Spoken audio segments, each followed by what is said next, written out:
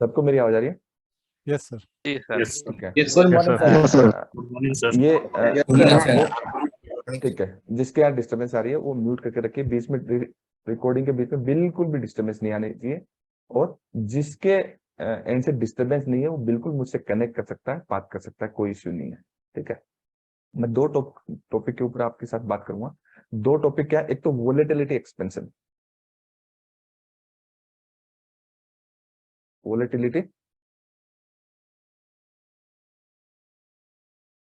Expansion. ठीक है, मैं पूरा नहीं लिखा। दूसरी चीज, ठीक है, वाई क्या, इमेजिन करो मैं क्या लिख रहा हूँ, पावर समझ जाना power move. Yes, power move. Why power move always fake. ठीक है, दोनों टॉपिक के ऊपर हम आराम से बात करेंगे, चीजों को समझेंगे। नहीं समझ में आए तो आप मुझसे पूछ लेना उससे रिलेटेड, और अच्छे से मैं आपको समझा दूंगा। और दोनों दो पार्ट में रहेंगे और ये रिकॉर्ड करके अपलोड भी करेंगे ताकि आप रिपीट भी कर सकें, ये बेसिक्स को क्लियर कर सकें। इवनिंग में जो हमारी एजुकेशन है उससे आप रिलेट कर सके, तो आपको वो बेनिफिट मिलेगा। ये एटलीस्ट 7 से 8 टॉपिक्स जो है, जो एक इंपॉर्टेंट टॉपिक्स है जिनके ऊपर कोई बात नहीं करता है। ठीक है, जबकि वो बहुत इंपॉर्टेंट होते हैं, बात करनी जरूरी रहती है। क्योंकि लाइव ट्रेडिंग में जब आप ट्रेडिंग करते हो लाइव मार्केट में, तब आपको सबसे ज्यादा ये सब चीजों की प्रॉब्लम आती है कि आपको एग्जैक्टली पता ही नहीं होता कि ये सब चीजें होती क्या है। क्यों? क्योंकि आप प्राइस को एज ए ब्रेकआउट ट्रेड कर लेते हो, एज ए ब्रेकडाउन ट्रेड कर देते हो। अच्छी सी एक ग्रीन हेल्दी कैंडल देखते हो या रेड हेल्दी कैंडल, और उसके बाद इतना बड़ा ऐसा लगता है कि उसमें कैपिटल ही लूज हो जाता है। ये होता है ना? ठीक है। देन वोलेटिलिटी एक्सपेंशन क्या होती है, लो वोलेटिलिटी क्या होती है, मीडियम वोलेटिलिटी क्या होती है, ये सब चीजों के बारे में बात करेंगे। तो आप बाद में ये सब चीजें 15 तारीख से लेकर के 30 तारीख के बीच में, ये 2-2 दिन के गैप छोड़ के ये सारे पब्लिश हो जाएंगे एडिटिंग के बाद। ठीक है, ताकि जो हमारे व्यूअर्स हैं उनको भी बेनिफिट मिले, और आपको तो खैर कनेक्ट हो ही जाओ, क्योंकि आपकी ओरिजिनल एजुकेशन इवनिंग में हो ही रही है, तो आपको तो खैर बेनिफिट 100% मिलना है। लेकिन जो व्यूअर है वो भी हमसे कुछ एक्सपेक्ट करता है, तो उसको भी हमसे कुछ तो मिले, एटलीस्ट कुछ अच्छा मिलेगा, तभी तो प्यार करेगा। तभी इतना अच्छा मिल रहा है, तभी इतने लोग कनेक्ट हो। कल जो वीडियो डाला इतने लोग कनेक्ट, इतने अच्छे कमेंट्स आए, देखोगे तो मतलब कभी कभी इतना अच्छा फील होता है कि रियली यार अच्छा काम कर रहा है। तो पहला टॉपिक, ये 2 पार्ट के अंदर मैं आपको करूंगा, पहला एंड दूसरा टॉपिक, वोलेटिलिटी एक्सपेंशन। देखिए 3 तरह की वोलेटिलिटी होती है। जैसे आपको मैं 3 कैंडल्स बताई थी कल रात को, मैं एक बार दोबारा एक्सप्लेन करूंगा। एक वाइड रेंज कैंडल होती है ना, वाइड रेंज क्या होती है, एक नॉर्मल रेंज, नॉर्मल रेंज। ठीक है, स्पेलिंग समझ जाइए, नॉर्मल रेंज एंड एक आपकी नैरो रेंज। ठीक है, ऐसे ही वोलेटिलिटी के फेजेज होते हैं। मैं आपको सिंपल लैंग्वेज में सिखाऊंगा, टेक्निकल टर्म्स उतनी ज्यादा यूज नहीं करूंगा ताकि आप रिलेट ना कर पाओ, आप समझो ना चीजों को। मैं बहुत ही सिंपल तरीके से बताऊंगा।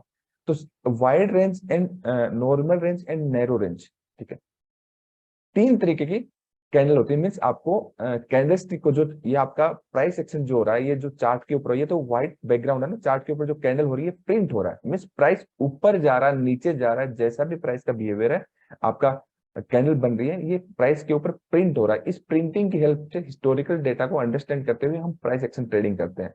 Candle stick is not a price action, it is part of price action. कहने का मतलब किसी भी कैंडलस्टिक पैटर्न को ना याद करने की जरूरत है, ना समझने की जरूरत है, आपको price behaviour end of the day समझने की जरूरत है।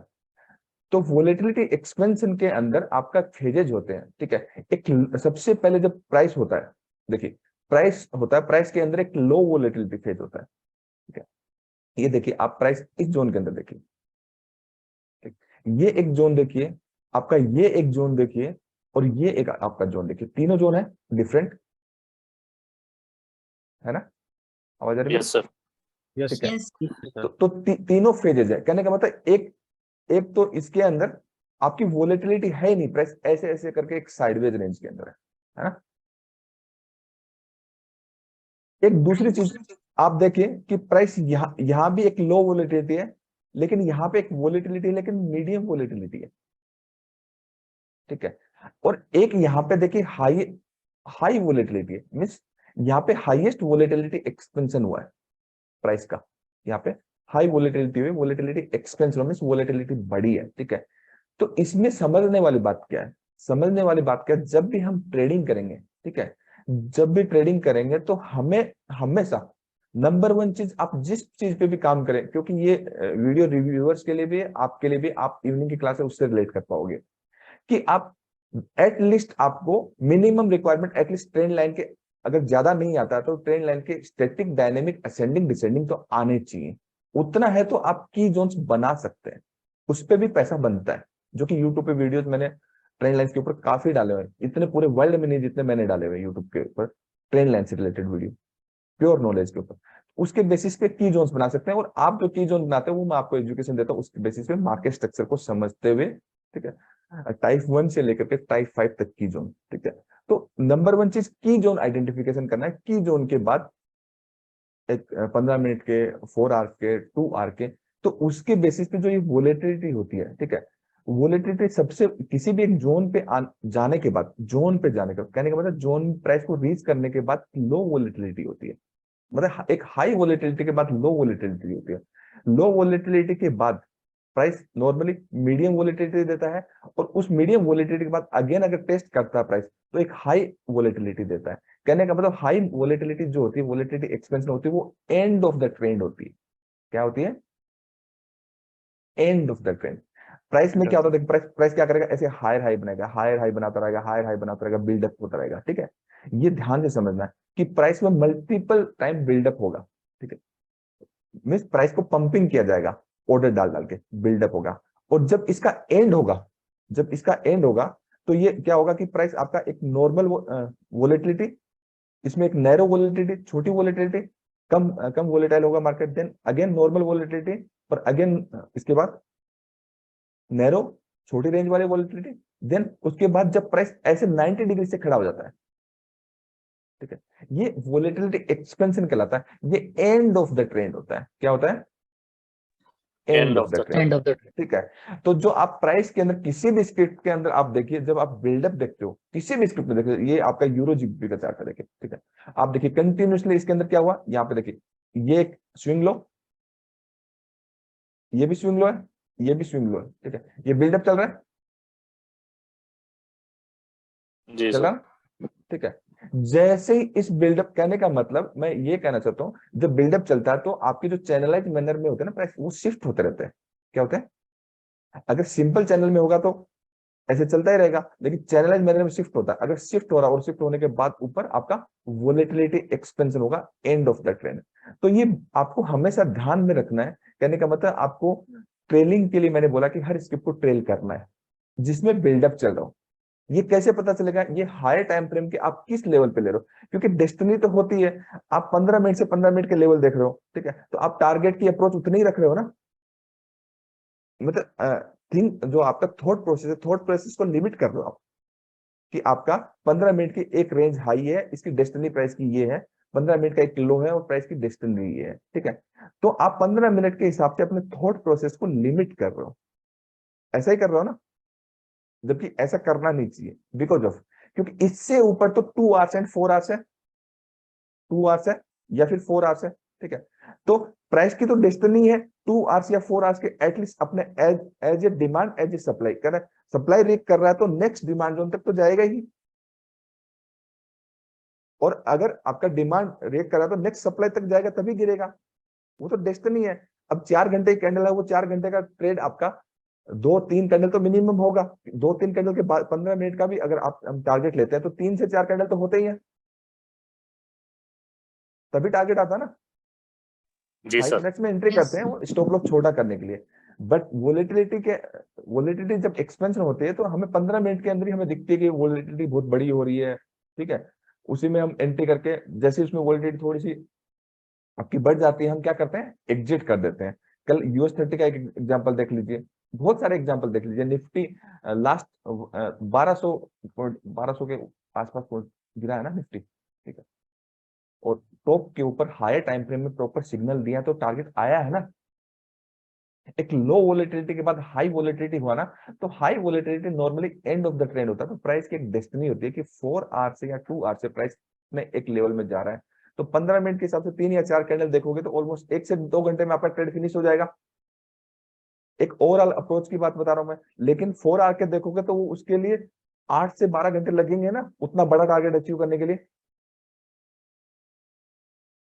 ना। तो यस आप सर। इसी को देखिए, 4 आवर में देखिए, मैं एक बार सब कुछ डिलीट कर देता हूँ, ठीक है। तो 4 आवर के अंदर आप देखिए, ये आपका बिल्डअप चल रहा है।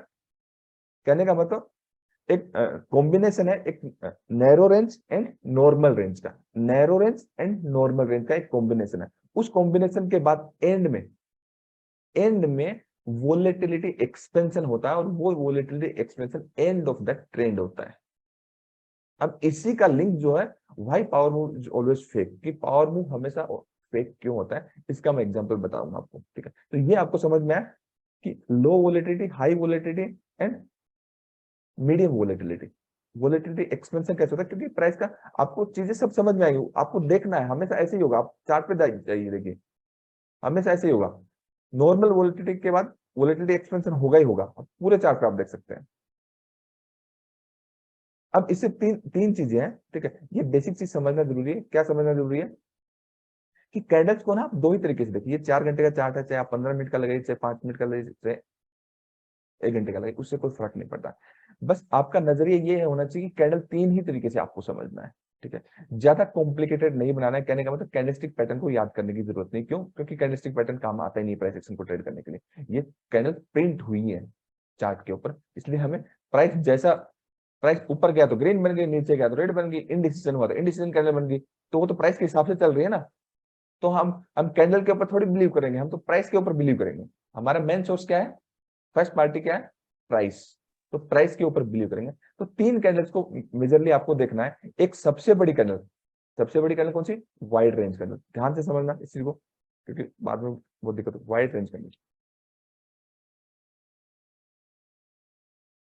Wide range candle. दूसरी normal, normal range candle.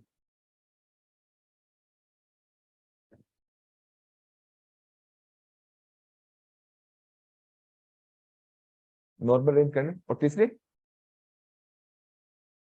Narrow range candle. ये थोड़ा इंपॉर्टेंट है। Wide range candle, normal range candle and narrow range candle. आपको 3 ही तरीके से देखना है। सिंपल लैंग्वेज में अगर बात करूं तो वाइड रेंज कैंडल का मतलब एक्सप्लोसिव कैंडल, जो सबसे बड़ी कैंडल है। ये वाली कैंडल, जैसे आप देखेंगे, ये बड़ी कैंडल है, ये बड़ी कैंडल है, ये भी बड़ी कैंडल है, और ये सारे ही वाइड रेंज कैंडल है इस जोन के अंदर देखेंगे, ठीक है। तो वाइड रेंज, इसका इंपॉर्टेंस क्या प्राइस एक्शन ट्रेडिंग के अंदर, वो मैं आपको बताने वाला हूँ। दूसरी चीज, आप ये कैंडल्स देखेंगे तो ये वाइड है या नॉर्मल है या फिर नैरो है? ये कैंडल्स नॉर्मल है। नॉर्मल नॉर्मल है सर। नॉर्मल है, नॉर्मल। नॉर्मल है, ठीक है, नॉर्मल है। और ये कैंडल्स अगर आप देखेंगे, ये छोटी छोटी कैंडल है, ठीक है। तो ये कौन सी कैंडल है? Narrow narrow range.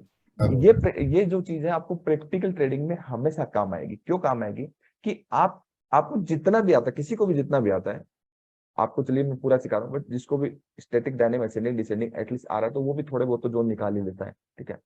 तो उस जोन के अंदर कोई भी जोन आपने मार्क किया, ट्रेडिंग हमेशा जोन के अंदर टाइम करके होती है। ये इंपॉर्टेंट बात है कि जोन के अंदर प्राइस गया और यहाँ गया, ठीक है। तो आपको 3 कैंडल का स्पेशली ध्यान रखना है, ठीक है। क्या ध्यान रखना है? इस जोन के अंदर प्राइस के जाने के बाद आपको हमेशा उस जोन में, कहने का मतलब आराम से प्राइस ऐसे जा रहा है, ठीक है। इस जोन के बाद एटलीस्ट एक नैरो रेंज, एटलीस्ट एक इनडिसीजन कैंडल बनने देना है, ठीक है। वो उसकी विक कितनी भी हो सकती है, 70%, 80%, 90% बॉडी कम से कम होनी चाहिए। कहने का मतलब एक नैरो रेंज कैंडल बननी चाहिए उस रेंज के बाद।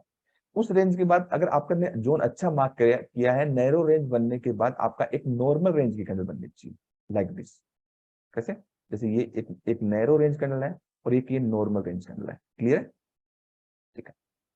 ये अगर आपका बनता है, इसके अलावा हमारा एडवांस में पूरा टॉपिक की हमें फॉलो बाइंग कैसे करेंगे, फॉलो सेलिंग कैसे करेंगे, ठीक है, डिमांड कैसे देखेंगे, सप्लाई कैसे देखेंगे, वो पूरी बातें वो एक दिन में तो कंप्लीट हो नहीं सकती। इस आज 1-2 घंटे में तो मैं पढ़ा नहीं सकता, वो तो पूरा महीना लगेगा वो सब चीजें, और आपको वो पढ़ा भी रहे दिन में। तो आपको हमेशा उस जोन के अंदर आपको normal range and narrow range candle को ही आइडेंटिफिकेशन करना है इन कॉम्बिनेशन जोन के अंदर। समझ में आया? इन जोन के अंदर कॉम्बिनेशन के साथ फॉलो अप करना है। अगर आपका ये ट्रेंड अप ट्रेंड है, और क्योंकि इसका लोकेशन भी इंपॉर्टेंट है, ट्रेंड अप ट्रेंड है और अप ट्रेंड के अंदर प्राइस यहाँ पे इस लोकेशन के ऊपर, क्योंकि लोकेशन प्राइस को जब हम टाइम करके करते हैं तो लोकेशन वेरी इंपॉर्टेंट होती है कि आप विद द ट्रेंड करते हैं या अगेंस्ट द ट्रेंड करते हैं। ठीक है, विद द ट्रेंड करते हैं, अगेंस्ट द ट्रेंड करते हैं। अगर विद द ट्रेंड करते हैं तो ये normal range and narrow range का बहुत ज्यादा इंपॉर्टेंस है। इतना समझ में आ रहा है? लेकिन यही चीज अगर आप यहाँ पे अगेंस्ट द ट्रेड करते हैं, वही चीज आप गलत कर बैठते हैं। यहाँ पे इसका इंपॉर्टेंस नहीं है। ठीक है, क्यों? क्योंकि यहाँ पे आप अगेंस्ट द ट्रेंड है, बेशक एक प्रॉफिट बुकिंग जोन में, लेकिन इस चीज की कोई गारंटी नहीं है कि प्राइस यहाँ से और ऊपर नहीं जा सकता, नहीं है ना? तो यहाँ पे एज ए सप्लाई क्रिएट होने देना, ये थोड़ा एजुकेशन का पार्ट है, ये इंपॉर्टेंट पार्ट है जो हम इवनिंग में समझेंगे। क्लियर है? कहने का मतलब जो मैं आपको ये चीज सिखा रहा हूँ कि एज ए बिगनर को भी ये हेल्प करेगी कि आपका नैरो रेंज का सबसे छोटी कैंडल है नॉर्मल रेंज कैंडल का कॉम्बिनेशन अगर विद द ट्रेंड है तो आप इजीली ट्रेड कर सकते हो, आप फंसेंगे नहीं। आप आराम से करिए, अच्छे से करिए, चीजों को प्रैक्टिस करिए, मेहनत करिए, समझिए। ठीक है, बट इसी कॉम्बिनेशन के साथ अगर एक एक्सप्लोसिव कैंडल बन रही है, मीन्स वाइड रेंज कैंडल बन रही है, तो नेवर ट्रेड नहीं करना कभी। ये सेकंड पार्ट के अंदर भी मैं आपको बताऊं why power move always fake. Power move हमेशा फेक क्यों होता है? समझ में आया? इतना समझ में आता है सबको? बोलिए। जी sir. Yes yes sir. Sir. सब लोग बहुत सीरियस हो गए यार। नहीं सर, टॉपिक ही वैसी है। टॉपिक ही ऐसे है सर। तो आपका इंपॉर्टेंट क्या है? विद द ट्रेंड, क्योंकि आज जो की जोन की टाइप 1 से लेकर टाइप 1 की जो पूरा साइंस है, कल उसका एक शॉर्ट में मैंने ट्रेलर दिखाया था। सब लोग कैसे मतलब एकदम से बहुत ज्यादा सीरियस हो गए थे। ठीक है, तो उसको जब डेप्थ में जाएंगे तो 2-3 दिन लगेंगे उसको समझाने कि इतना डेप्थ में टॉपिक है। तो ये छोटे छोटे टॉपिक्स इतने इंपॉर्टेंट, अगर मैं इतना डेप्थ में समझा रहा हूँ तो वो चीजें बहुत डेप्थ में जाने वाली। तो wide range candle, normal range candle and narrow range candle, वही बात है वोलेटिलिटी एक्सपेंशन वाली, उसी को हमने कैंडल्स में कन्वर्ट कर दिया। कहने का मतलब ऐसे ही तो रेंज होती है, एक बड़ी रेंज होती है, एक छोटी रेंज होती है, एक मीडियम रेंज होती है। ऐसे ही कैंडल की एक बड़ी कैंडल होती है, एक मीडियम कैंडल होती है, एक छोटी कैंडल होती है। तो हमेशा जब आप ट्रेड करें, एंट्री लें, तो combination of narrow range and normal range का ही कॉम्बिनेशन लेना है। अगेंस्ट द ट्रेंड तो कर नहीं सकते, बिकॉज ऑफ वहां पे तो सप्लाई क्रिएट करनी पड़ेगी, वहां पे सप्लाई में फॉलो अप सेलिंग देखना पड़ेगा, तो ही आप अगेंस्ट द ट्रेंड जा सकते हैं, नहीं तो अगेंस्ट द ट्रेंड ट्रेडिंग नहीं कर सकते। वो ऐसा लगेगा। इस टॉपिक के ऊपर भी मैं ये क्लास रिकॉर्ड को एक वीडियो बनाऊंगा रिवर्सल ट्रेडिंग के ऊपर, ताकि सब लोगों को हेल्प हो जाए। इस टॉपिक के ऊपर भी मैं बनाऊंगा। आप लोग इसी आने वाले 6-7 दिन के अंदर, मैं मॉर्निंग के अंदर क्योंकि थोड़ा टाइम निकाल रहा हूँ आप लोगों के लिए, तो रिकॉर्ड करके मैं डाल दूंगा, ताकि आप भी रिपीट कर सकते हैं, बाकी लोग भी रिपीट कर सकते हैं। और मैं तो कितना भी सिखा सकता हूँ, मैं 6 महीने भी सिखाऊंगा अलग अलग टॉपिक में, तो मेरे लिए कम पड़ेगा, मुझे तो कोई इश्यू ही नहीं है। ठीक है, पूरा कोर्स का स्ट्रक्चर चेंज हो जाता है हर महीने, तो वो कोई दिक्कत ही नहीं। तो ये wide range and normal range and narrow range आपको समझ में आया सबको? जी सर। जी सर। Yes sir. सबको समझ में आया? Yes sir. ठीक है, yes, किसी का कोई सवाल है? हाँ सर, मेरा है एक सवाल सर। हाँ पूछिए। सर जैसे आपने बताया, जो जोन में अगर प्राइस आके और शार्पली रिएक्ट कर जाएगा तो वो सही नहीं है। हाँ, वो अभी मैं इस सेकंड पार्ट में आपको बताऊंगा भाई power move always, power move जो है ना, बड़ी वाइड रेंज कैंडल बन रही है, वो क्यों फेक है, वो मैं आपको समझाऊंगा। वो अभी सेकंड में दोबारा रिकॉर्डिंग करेंगे तब मैं आपको समझाऊंगा। ठीक। ये जो अभी तक बताया आपको, उससे रिलेटेड पूछिए। सर मैं सचिन बोल रहा हूँ, एक क्वेश्चन कर सकता हूँ? हाँ, जो पढ़ाया उससे रिलेटेड पूछिए। सर आपने जो बताया कि जो नैरो रेंज की कैंडल रहती है, वो आपने बताया कि 5 मिनट में हम लोग एंट्री लेते हैं, तो 5 मिनट में भी वो नैरो रेंज ही होनी चाहिए वैसे ही से? ठीक है, 5 बिल्कुल नैरो एंड नॉर्मल का ही कॉम्बिनेशन होता है। वो तो एंट्री की क्लास है, एंट्री की क्लास तो आपकी इवनिंग में होगी कि 5 मिनट में फॉलो अप एंड सेलिंग में फॉलो अप बाइंग कैसे होगा। ठीक है, तो वो ओके आपका होना तो वैसे ही चाहिए कि आपका चाहे 5, अगेन मैं बोल रहा हूँ, 5 मिनट्स हो, चाहे 15 मिनट्स हो, चाहे 13 मिनट्स हो, चाहे 1 आवर हो। ठीक है, तो वो सब चीजें जितनी भी है, वो सब चीजें तो आपकी सारे टाइम फ्रेम में एक जैसे ही होगा ना, कहने का मतलब मैं जो पढ़ा रहा हूँ ये यूनिवर्सल है। ये ऐसा नहीं कि आपका 1 घंटे में अलग काम करेगा, 15 मिनट में अलग काम करेगा, 5 मिनट में अलग काम करेगा। ये यूनिवर्सल है, जो मैं आपको सिखा रहा हूँ पूरे वर्ल्ड में एक जैसा काम करेगा। पूरे वर्ल्ड की Okay, thank you. स्क्रिप्ट, चाहे वो इक्विटी हो, कमोडिटी हो, चाहे फॉरेक्स हो, वो एक जैसा काम करेगा। बाकी जहां तक कि आपके ये वाले एंट्रीज की बात है, ठीक है, तो आज आपका इवनिंग में की एरिया वैल्यू में आपके 5 जोन हो जाएंगे। पूरे जोन को हम अंडरस्टैंड करेंगे, वो अगेन फिर रिपीट हो जाएंगे। जोन्स रिपीट होने के बाद अगेन फिर पूरा मार्केट स्ट्रक्चर दोबारा मैं आपको रिपीट करके फिर मैं आपके एंट्रीज क्लास शुरू करूंगा नेक्स्ट अभी कमिंग मंडे से। Follow buying and follow selling evening के अंदर, एजुकेशन पूरी इवनिंग में होगी। ये इंपॉर्टेंट टॉपिक्स हैं, एक एक टॉपिक को कवर करके कुछ रिकॉर्डिंग करके बाकी लोगों को हेल्प हो जाए और आप भी उसको दोबारा रिपीट कर सके, जो इवनिंग में पढ़ा रहे हैं उससे कनेक्ट कर सके। ये आपको हेल्प करेगा फ्यूचर में, इसलिए हम ये रिकॉर्ड कर रहे हैं, बाकी लोगों को भी हेल्प करेंगे। सर एक जो क्वेश्चन अभी सर विकास बोल रहा हूँ। एक क्वेश्चन था कि अगर मान लो ये कैंडल आगे गई और जाके लंबी बन के फिर वहीं आ गई, ये बेस कैंडल बन गई आगे, लेकिन उसकी विड्थ थी वो बहुत लंबी हो गई, तब फिर कौन सी कैंडल वहां पे उसको मानेंगे? ठीक है, अगर अगर आपका मान लीजिए ये एक प्राइस एक्शन हो रहा है, मैं सब कुछ डिलीट कर देता हूँ। एक सिंपल क्वेश्चन है, ठीक है, कि आपका प्राइस यहाँ पे इस तरीके से एक डेवलपमेंट फेज में एक तरीके से देखा जाए, है ना, एक डेवलपमेंट फेज ही तो है। इस डेवलपमेंट फेज का क्या हुआ है, यहाँ पे ब्रेकआउट हुआ है इस जोन में, ठीक है। अब इस डेवलपमेंट फेज के अंदर प्राइस यहाँ से भी गया है, यहाँ से भी गया है, क्योंकि बिना किसी जोन के तो गया नहीं है, इस जोन से ही गया प्राइस, है ना। ये भी एक जोन है, ठीक है, बिना किसी जोन के प्राइस जाता ही नहीं है। ये पूरा ही गार्बेज है ना, इस गार्बेज से गया है, ठीक है, बिना जोन से तो प्राइस कहीं भी जाता ही नहीं है। अब आप कह रहे हो कि इस जोन से एक कैंडल बन गई, एकदम से ग्रीन कैंडल बन गई, ठीक है ना, तो भागती हुई ट्रेन अगर पकड़ोगे तो एक्सीडेंट होने के चांस ज्यादा रहेंगे ना। भागती हुई ट्रेन या बस फ्लाइट अगर आपका रनवे पे मतलब टेक ऑफ के लिए रेडी है, तो क्या उसमें चढ़ सकते हो आप? नहीं सर। नहीं सर। जो चीज प्रैक्टिकल लाइफ में नहीं कर सकते, वो यहाँ करने की कोशिश क्यों कर रहे हो? नहीं सर, ये तो मैं है, ये नहीं पूछ रहा था, मैं ये सुन लो पूछ रहा था ये पूरा सुन लो, पूरा मैं बता दूं, फिर मैं दोबारा आपसे समझ लूंगा। एक बार आप सुन लीजिए, ठीक है, कि आपका बनती हुई कैंडल तो पूरा टॉप तक जाएगी तो वो ग्रीन ही दिखेगी। अगर नेगेटिव है तो बनती हुई कैंडल तो पूरी रेड ही दिखेगी एक टाइम के लिए। जब वो क्लोज होगी तो हो सकता है वो ऐसी क्लोज हो जाए, हो सकता है ना? Yes sir, yes sir. हो सकता है ना ऐसा? यही हाँ पूछना चाह रहे हो सकता है ऐसा, ठीक है। तो इस कैंडल ने तो पूरी एक कैंडल ने ही पूरी रेंज की ही वोलेटिलिटी दे दी। कहने का मतलब वोलेटिलिटी एक्सपेंशन हो गया, हायर वोलेटिलिटी, तो never trade on higher volatility. Price को देन स्टेबलाइज होने दीजिए। हमें ट्रेड करना है हमेशा लो वोलेटिलिटी के अंदर, ट्रेड लेना है आफ्टर लो वोलेटिलिटी। मीडियम रेंज का फर्स्ट टारगेट हो, देन आपका जो वोलेटिलिटी एक्सपेंशन है जो हाई रेंज का वो दूसरा टारगेट हो, मींस उसको ट्रेल करें। तो हमेशा जो ट्रेड करना है, अगर आपकी फर्स्ट कैंडल के अंदर वोलेटिलिटी आ गई, आपका सारा कैपिटल भी चले जाएंगे, आप जीरो भी हो जाओगे। बनती हुई कैंडल के अंदर ना कभी एंट्री करनी है, कभी नहीं एंट्री करनी है बनती हुई कैंडल को। आपको प्राइस को स्टेबल होने देना ही पड़ेगा। स्टेबल चीजें आपको हमेशा ज्यादा सपोर्ट करेंगी। वोलेटिलिटी भागती कुछ समझ में नहीं आ रहा, इधर जा रहा उधर जा रहा है, आप ऑप्शंस में ट्रेड करिए। इंट्राडे में कैसे लूज करते हैं पैसे? ऑप्शन ट्रेडिंग में इसलिए लूज करते हैं ना, एक बड़ी सी कैंडल बन गई, अरे ऊपर जा रहा, बाय कर लिया, पता कि इस कैंडल का हाई तोड़ा, प्राइस नीचे गई। मल्टीपल टाइम्स साइडवेज मार्केट जो गार्बेज एरिया होता है, मल्टीपल टाइम्स आपके ऐसे लगता है कैपिटल जीरो हो जाता है, बिकॉज ऑफ आप एक रेंज के अंदर पूरी रेंज की वोलेटिलिटी के टॉप पे लो पे ट्रेड कर रहे हो। नहीं करना होता आपको, ट्रेड जो करना होता है वो लो वोलेटिलिटी के अंदर करना होता है विद द ट्रेंड, या तो बॉटम पे या टॉप पे, बीच पे तो नो ट्रेडिंग जोन ही होता है। समझ में आया? Yes sir. अभी समझ में आया? जी sir. Yes sir, yes sir. किन्होंने सवाल पूछा उनसे समझ में आया जिन्होंने पूछा था? हाँ सर, समझ में आ गया। मैं ये और जानना चाह रहा था कि अभी मैंने उसमें मान लो एंट्री नहीं ली, मुझे लेना नहीं, लेकिन अब इस कैंडल को कंसीडर क्या करेंगे, बेस कैंडल या फिर इस कैंडल को हाई वोलेटिलिटी प्राइस अनस्टेबल में कंसीडर करेंगे और ट्रेड नहीं करेंगे जब तक प्राइस स्टेबल नहीं हो जाता।